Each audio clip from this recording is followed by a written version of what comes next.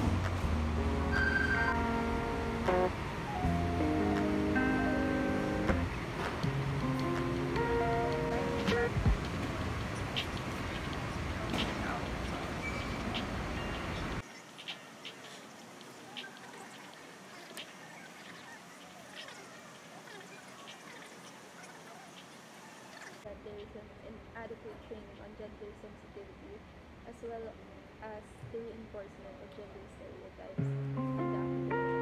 Hi, Jason. Ayun ang hindi ko napansin.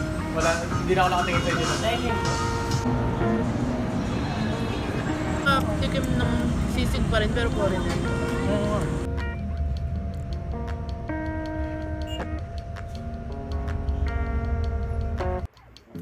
Hi! So, kakauwi ko lang galing school. And dumaan ako ng SM Manila to buy this Sunny's flask. So, pakita ko sa'yo. So, I have here the bottle. So, it's a color snow cone. Ano siya? Palagi ko ito nakikita sa TikTok. And, ayun, na-amaze ako kaya ako bumili.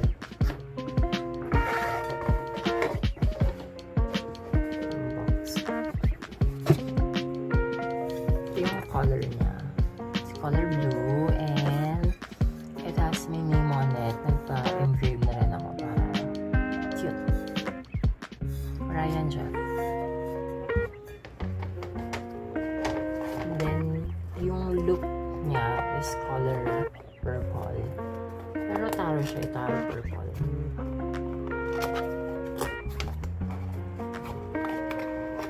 Ayan. Hindi kita sa camera pero ay may pagka-purple siya. Light purple.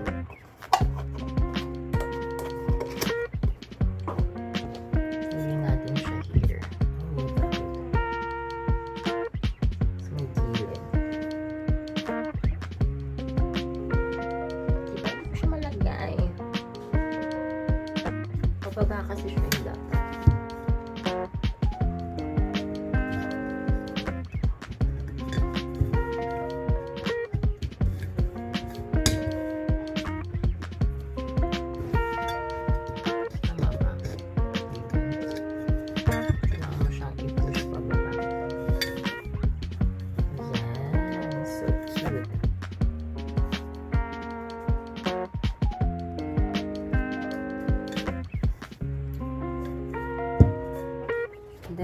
is yung pebble cup niya. In shade Burrata. Ano lang siya, color white-ish. Kasi feeling ko yun yung mas bagay dun sa color blue and purple. Mukha siyang pandesal. Hugis pandesal siya, ayun o.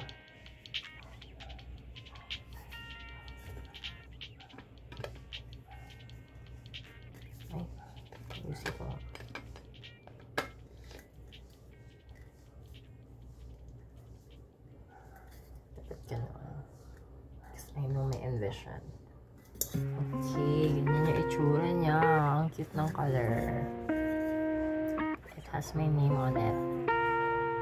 So cute. So I bought this for around 995. Then plus paper bag na 5 pesos. So around 1K. Wala pa siya nung boot. Tsaka nung bala ko siyang palitan nung pang safe. Yung RoboCop. Pero tinula kasi ako ng 100 kanina. Pero dapat din talaga yung bibigyan ko. Pero I'm good with this. So yay. Yun lang. Gagawin pa akong assignments. Bye-bye.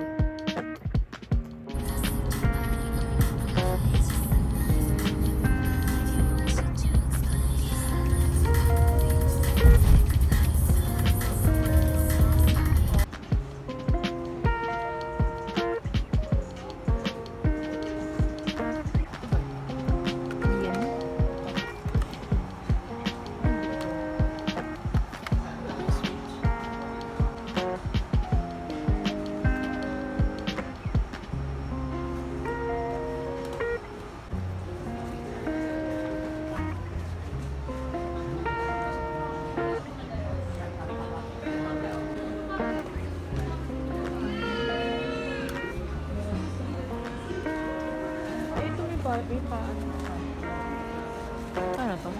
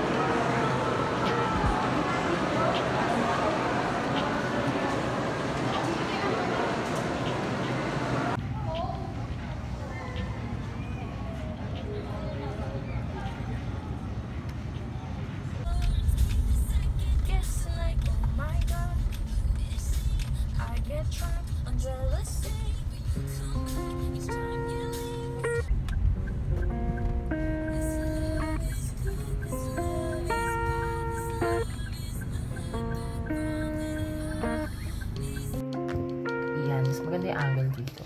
So, update doon sa Sunny's ko na flask. Ayan, okay na siya. Meron na ako na itong cup. Itong RoboCop. Ito lang talaga yung pinakagusto ko kasi meron siyang straw. Ano? Ayan. Ganyan. So, okay na ako dito. Tapos na ako sa agenda na to. I-open ko ngayon.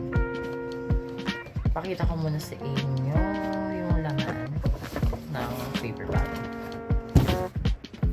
So, we have here this cute poster. Actually, nakita ko na ito kanina. Habang sinecheck ko siya sa bus. Ayan. Same photos lang naman yan. Same artist. But they all look so beautiful. I Ayan siya. And may logo ng Easy there. And kapag sa likod, binaliktad mo, nandito yung perfume nila. Ito yung number, the name. They had 3 different fragrances, the white, the silver, and the black. And nandito din sa likod yung definition or parang yung background about that fragrance. Nandito rin yung top note, middle note, and base note. Actually, ito yung pinaka-favorite ko sa lahat. Kasi very fresh lang yung amoy niya and goods yung scent sa akin. While this one, itong black yung pinaka-least favorite, siguro dahil matapang siya. Like, sobrang intense based on the name of the perfume. Sobrang intense na amoy. And this one, goods naman din siya, pero parang hindi kasi ako like hindi ako maano sa mga scent. Kasi masabi ko tapos hindi pala siya an appropriate word to describe. So kapag pinagsama mo silang tatlo actually, yun yung fourth scent. Pero ito yung pinakamaganda. Then next this one. So yun lang naman tong parang poster. Then inside I have this 2. Ano tawag dito? Postcard. Tapos yung nasa likod niya is ayun, same lang din dun sa isa na poster. And I had the resibo, kung ano yung binili ko. Ang binili ko lang naman is yung Discovery set. Then, inside, also, pagpasok mo dun sa mismong looban. Like, pinaka-looban. Nandun si kuya, may black box siya. Then, merong binigay na, parang bubunot ka. Ganun. Parang ito yung part ng freebies nila. And, nanalo ako ng Shopee voucher code. Ayan. Tatakpan ko yung code syempre kasi hindi ko pa siya nagagamit. Ayan. Nanalo ko ng voucher code sa Shopee. And, yeah, yun lang. Itong drawstring bag, tsaka itong paper bag. Wala na naman, Ito yung parang limited edition nila when I checked the website kaninang morning. Cute naman yung drawstring bag niya. Cute ng quality. Inside here is of course ito yung Discovery set. Ito yung tatlong maliliit na parang sampler type. And hindi ko pa rin siya na-open. So each bottle is merong 9 ml. Dito yung tatlo. Then, after ko makuha itong pinambibili ko, pumunta ako dun sa station ni ate. Tapos, namigay siya ng free sample. Actually, I asked the scent of possibility, pero ang binigay niya sa akin is scent of familiarity. So, ito yung silver na packaging. Pero, goods naman. Ngayon ko nga ulit. Kasi naghalo-halo talaga yung pabango kanina. Dito in-spray yung puti. Dito in-spray yung silver. Then dito in-spray yung black. So, gulo-gulo na. Or smelling it again, mabango siya. Nalik ko lang siya. Ayan. Then, open natin to. Hindi pa siya na-open actually. Kasi gusto ko siyang may video.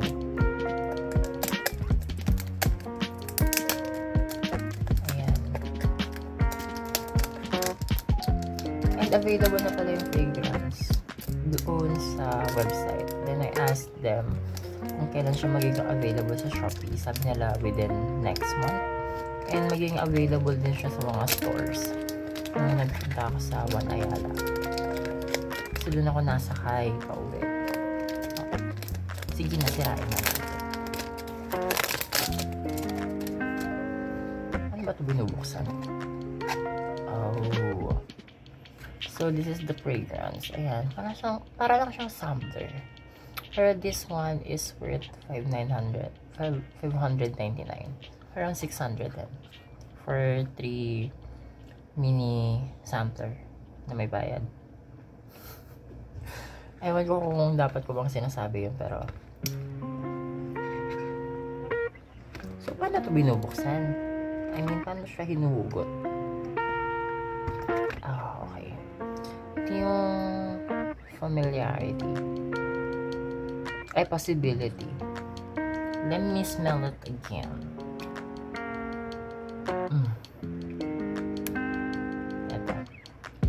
Ito yung pinaka-fave ko. Pero yun, binali ko lang din. Kasi hindi ko naman siya gagamitin now. Since gabi na. And each bottle pala, yung pinakamalalaki, yung malalaking bottle, it's worth 1,499. Around 1,500 each bottle. So that's it naman.